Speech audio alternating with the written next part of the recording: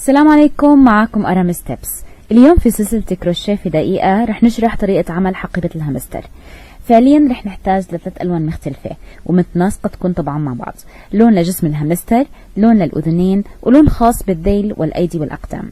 بالأخير طبعا توزيع الألوان برجع لك. أول شيء رح نبتدي بشرح جسم الحقيبة. الخيط اللي استخدمته هو خيط الديفا على دبل. نبدأ ب 16 سلسلة زائد سلسلة إضافية من أجل تكوين 16 غرزة حشو في أول سطر. في السطر الثاني رح نعمل الزيادة بحيث نضع غرزتين في أول غرزة وغرزتين في آخر غرزة، أما باقي الغرز الموجودة بالسطر فبنصعد فيها عادي غرزة بغرزة. السطر الثالث نفس الثاني، زيادة في البداية وزيادة في النهاية فقط.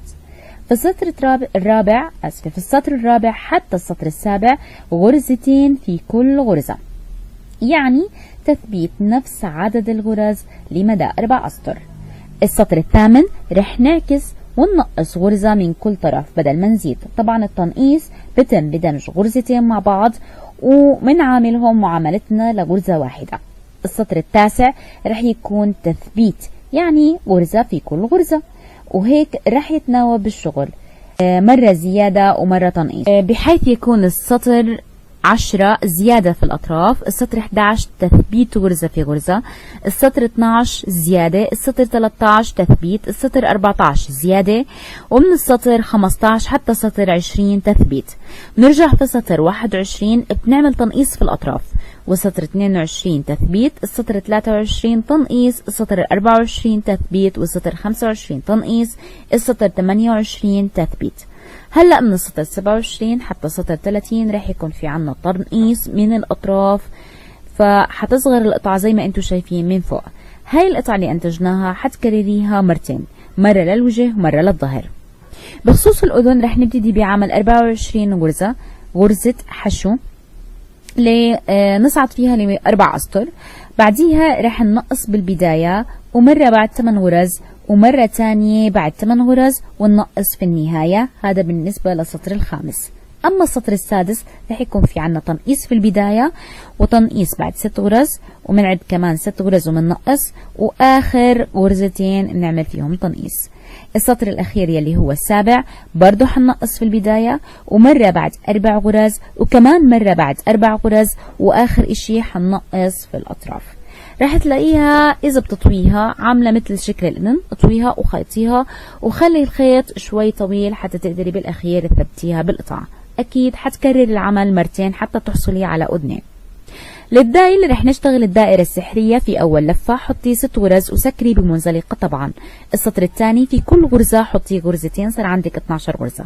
السطر الأخير يلي هو الثالث اشتغلي بهالنمط، زيادة تثبيت زيادة تثبيت حتى الأخير، بعدين أغلقي بمنزلقة.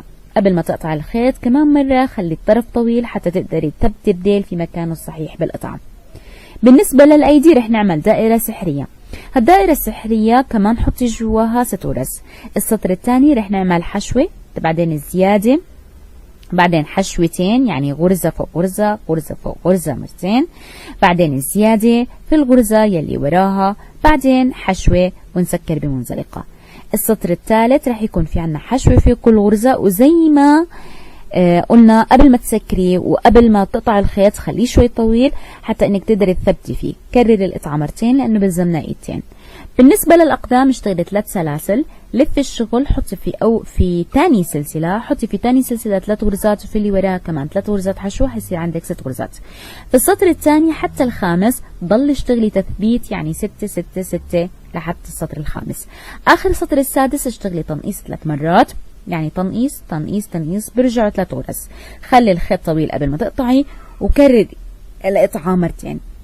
هلا حددي ملامح الوجه بالخياطة والجوخ، ثبتي الأيدي والأقدام والذيل، خيطي القطعة الأمامية بالخلفية، وممكن كمان ثبتيهم مع بعض بغرزة الحشو على الداير. زينوها بشعرات بربطات وشبرات زي ما انتم بتحبوا. وأخيرا مبارك عليكم الشنطة.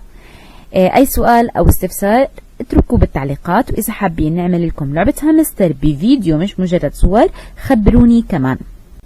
أخيرا اشتراككم بالقناة أكيد بيسعدني، وشكرا كتير لكم ولمتابعتكم. مع السلامة.